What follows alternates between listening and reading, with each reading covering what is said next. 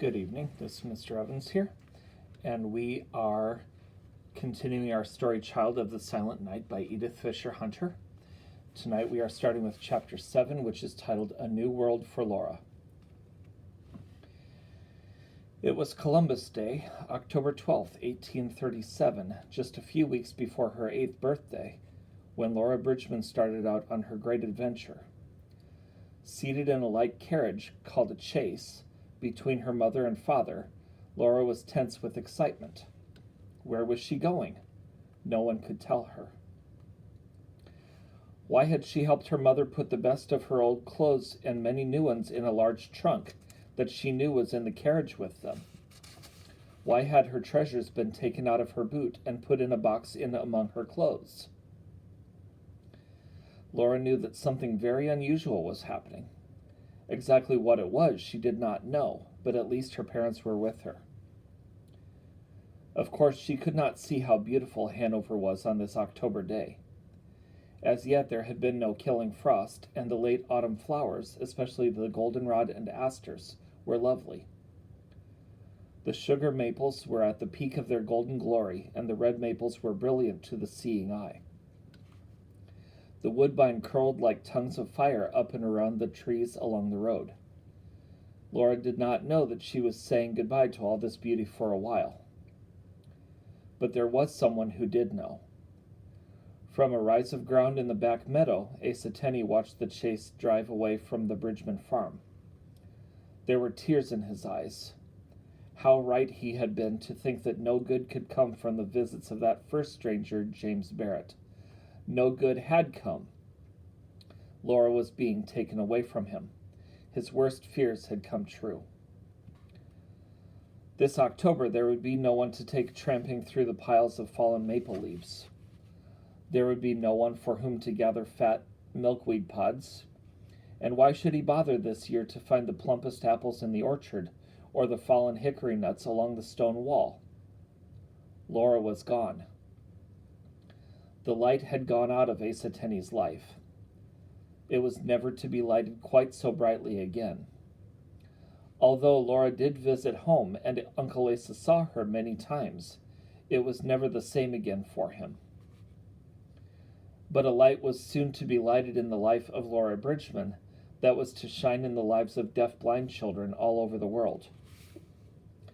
And because of the hours he had spent taking a little deaf-blind child to the meadows and woods, the name of Asa Tenney has not been forgotten. The trip from Hanover to Boston was a long one in those days. The Bridgmans had to change from the chaise to a stagecoach and spend several days along the way. Never had Laura been on such a long journey. Never had she felt herself in the midst of so many strangers. She tried to hide behind her mother's skirts and her father's greatcoat. When would they get to wherever it was they were going?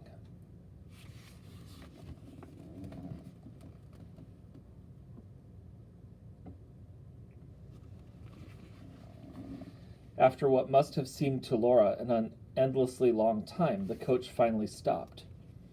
Mr. and Mrs. Bridgman and Laura were helped out. Laura clung to her mother as they went up a short flight of stairs and into a building.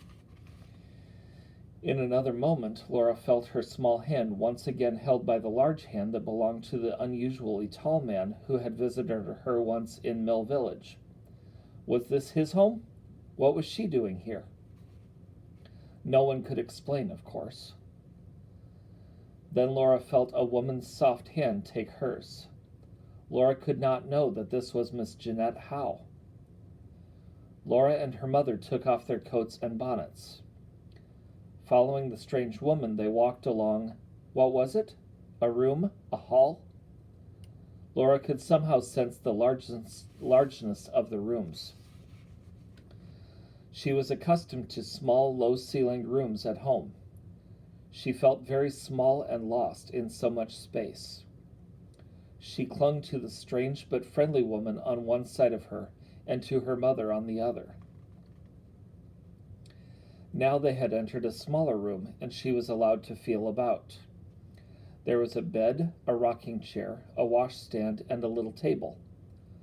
The furnishings here were not unlike those in her own room at the farm. She was encouraged to help her mother take her dresses and other clothes out of the trunk in which they had been placed at home. Were they perhaps going to stay here for a visit? Where was her mother's bag? There, now they had come to her box of treasures. She felt her mother take it and place it on the table by the bed. Was this going to be her own room? Would her little brothers, Addison and John, be coming too? Would her treasures be safe on the table? No one can know whether questions such as these passed through Laura's mind, and no one, of course, could have made her understand the answers to them. Now they were going back through the long hall to the large room from which they had come. Laura was led over to a low chair near her father and the tall man, and given a cup of milk and a cookie. When she had finished eating, she sat quietly in her chair. Then she felt people getting up around her. Her father leaned down and patted her. Laura started to jump up. That pat usually meant that he was going away. His firm hand pushed her back down into the chair again. Now her mother leaned over and patted her. Laura was terrified. This, too, was goodbye pat. Surely her father and mother were not going away. Surely they were not going to leave her in a strange place. Laura struggled to get out of the chair, but now it was the large hand of the friendly man and the gentle hand of the woman that were holding her back.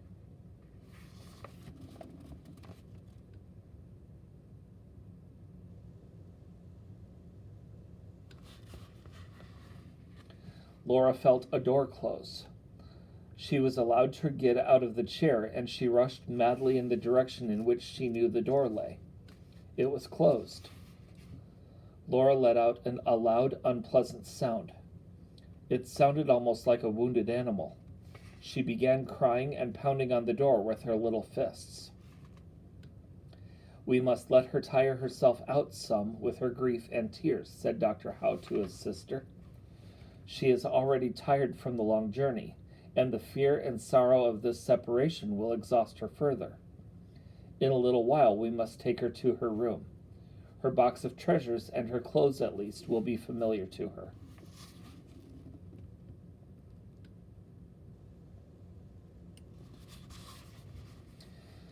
"Oh, Sam, it is so pathetic to see her so frightened and upset," said Miss Jeanette. "If there were only some way to let her know that it is all for her own good that she has come here." Dr. Howe and his sister watched the terrified little girl, crying, beating the door, feeling about the room for some familiar object or person. When she came near them, they tried to comfort her, but each time she would draw away. At last, when they felt that Laura would allow it, they led her to her room. They left her there and locked the door. When Miss Jeanette returned in less than half an hour, she found Laura sound asleep on her bed. "We can expect that there will be several more scenes like the one we have just witnessed before Laura will accept the fact that she must stay here," said Dr. Howe to his sister. "Of course," said Miss Jeanette. "Can you imagine how she must feel? Suddenly, with no warning, for how could anyone warn her? She has been taken from the familiar surroundings of the farm, separated from her father, her mother, her little brothers, and her good friend, Mr. Tenney. Why, it is as if she had been suddenly plunged into an even darker prison than the one she has always lived in. Still no light, no sound, almost no smells or tastes, and now not even the familiar things and people around her to touch." "I had thought of having Mrs. Bridgman remain here at the school for a few days," said Dr. Howe. "But I decided that since Laura is so bright and friendly, she would recover from the shock of separation quickly, and I could begin her education sooner if we did not have to wean her gradually from her mother. I hope I am not wrong about this." "She is bright and friendly, Sam," said Miss Jeanette enthusiastically. "I could see that even in the little while before her parents left." And Dr. Howe was right in thinking that Laura would quickly recover from the first shock of separation. In less than a week, Laura began to be her own lively self once more. She began to reach out with her wonderful hands to learn all she could about her new home. The room that had been given to Laura was in Dr. Howe's own apartment, and he and his sister quickly became another father and mother to her. In a very short time she began learning, through her hands of course, to identify every member of the school family. There were more than 40 people, blind children and teachers. Laura soon knew every one of them by touch. At the end of 2 weeks, Laura was so happy in her new surroundings that Dr. Howe felt he could begin the experiment he had planned. The night before he began, he discussed his plans aloud with his sister. "My goal is perfectly clear to me, Jeanette," he said. "I'm going to try to bring into Laura's mind the idea that there are 26 different signs or letters that everyone uses. This is our alphabet. I want her to know that by combining these letters into words, we can share our thoughts with each other." "But Sam, how in the world are you going to tell Laura that?" asked Miss Jeanette, puzzled. "If she were just blind, you could have her feel the raised up letters with her fingers and tell her their names. Or, if she were just deaf and mute, you could show her letters. But she is blind and deaf and mute, so what can you do?" "I know just exactly how I'm going to try to do it," said Dr. Howe, smiling. "You may attend the first class with Laura tomorrow morning and see for yourself."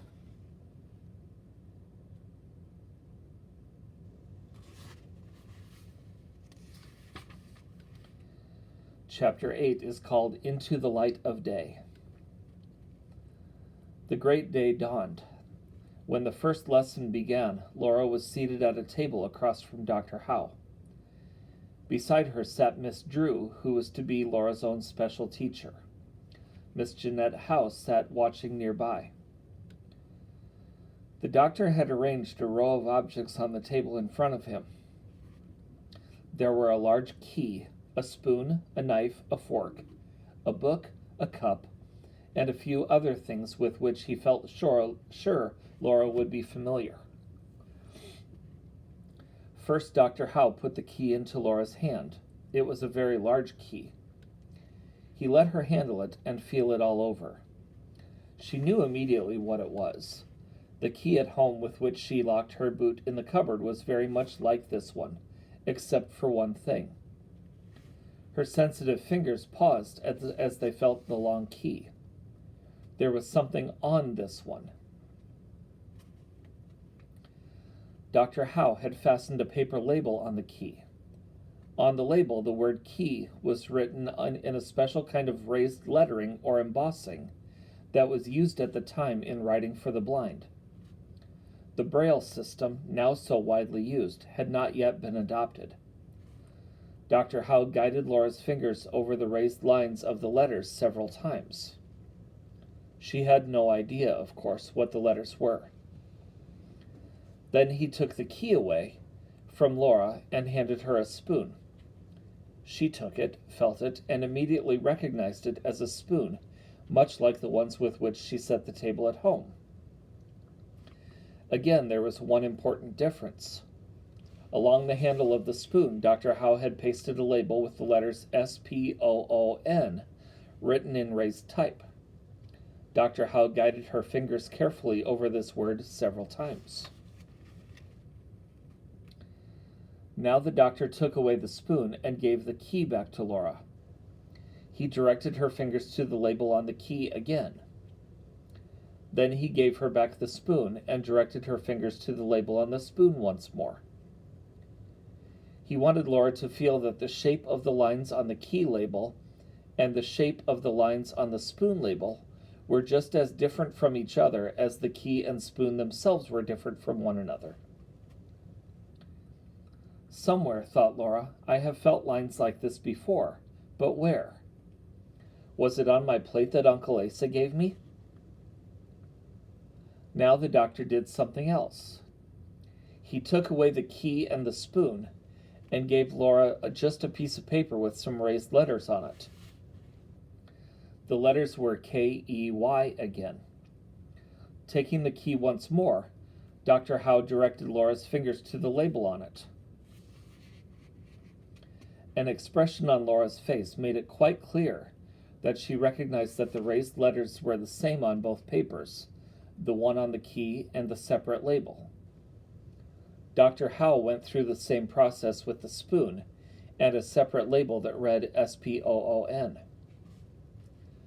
The rest of that first lesson was spent letting Laura feel the remaining objects, cup, knife, book, and so forth, and the labels for these, both those pasted on the object and those that were separate.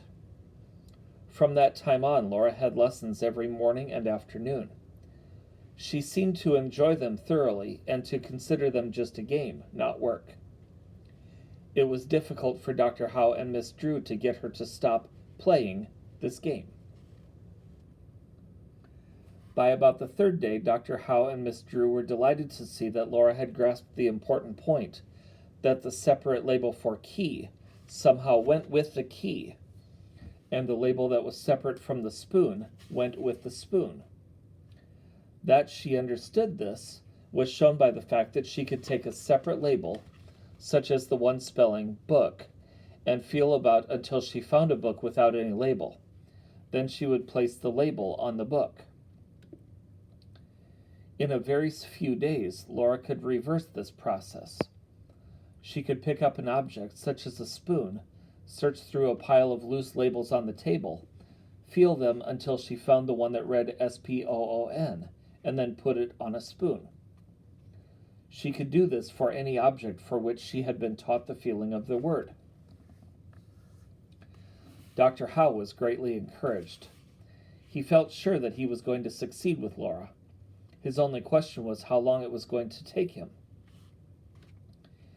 In a report that he once wrote about his work with her, he said, "It sometimes occurred to me that she was like a person alone and helpless in a deep, dark, still pit, and that I was letting down a cord and dangling it about, in hopes she might find it, and then finally she would seize it by chance, and clinging on it, be drawn up by it into the light of day and into human society."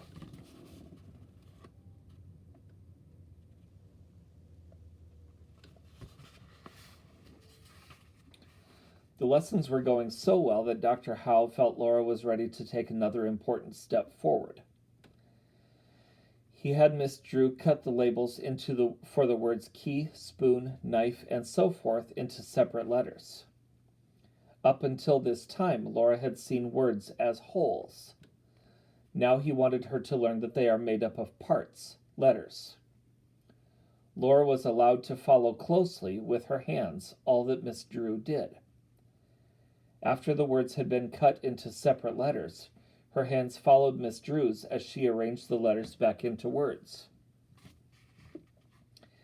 In an astonishingly short time, Laura had grasped the point of this new game.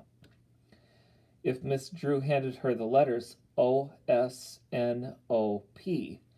in a flash Laura could arrange them in the correct order to spell spoon. If Miss Drew gave her Y-K-E, Laura arranged them into the word key. O-K-O-B and I-K-E-N-F were equally simple for her.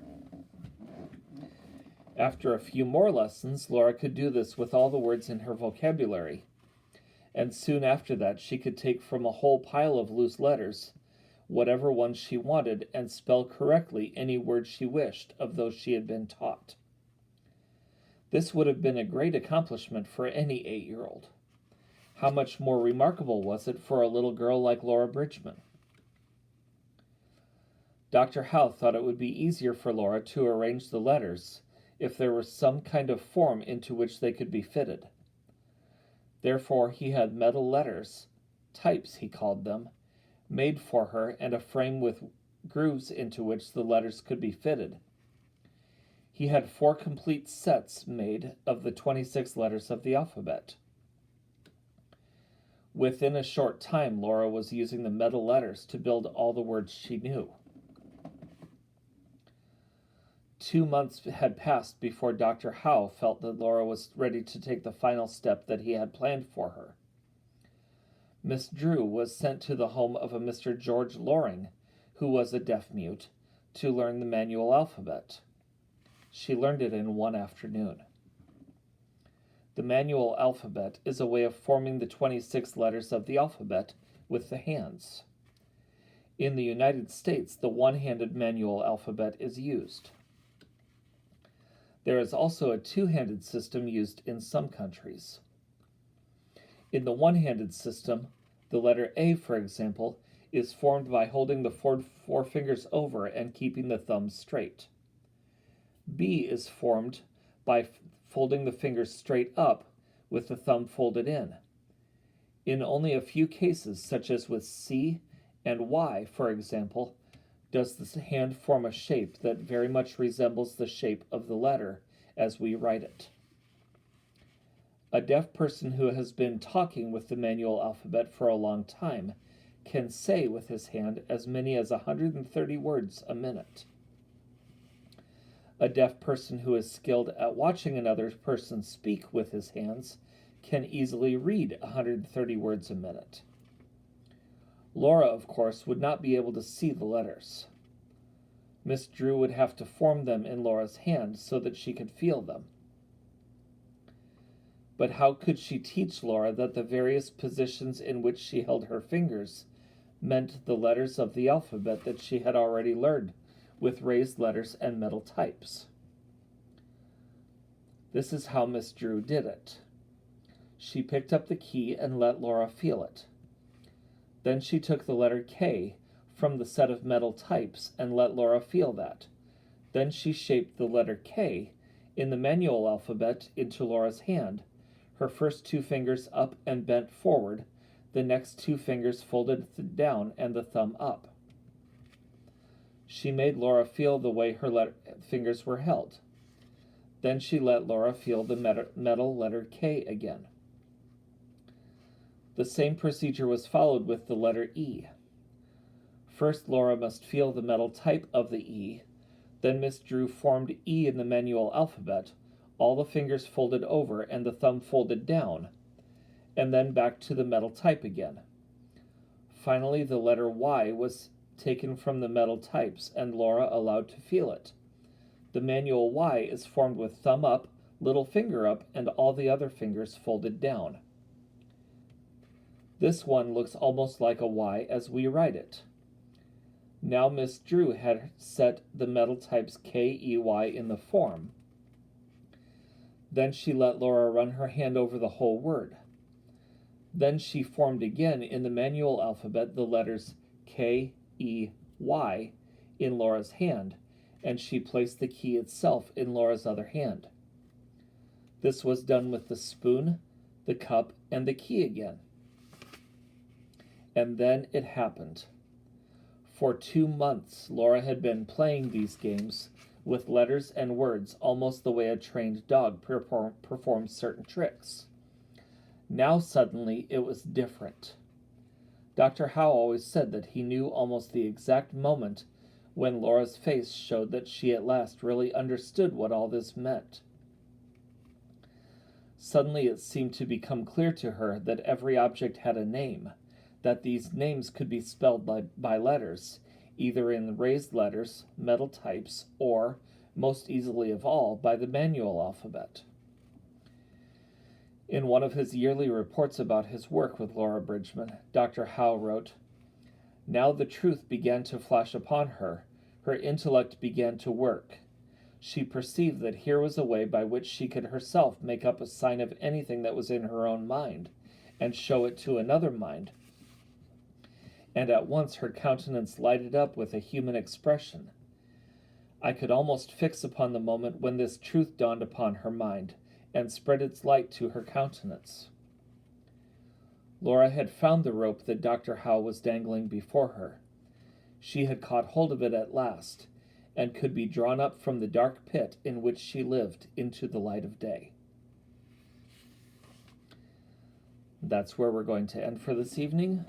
We will pick it up again tomorrow with chapters 9 and 10, and that will finish the book. Have a wonderful evening.